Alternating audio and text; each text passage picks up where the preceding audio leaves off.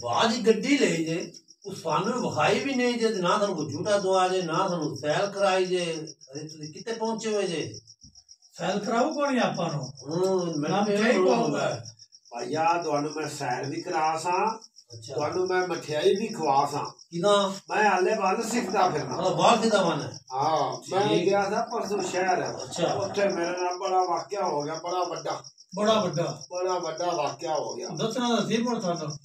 वाकया की हो गया मैं गया गड्डी रोकी है रोड सड़क ते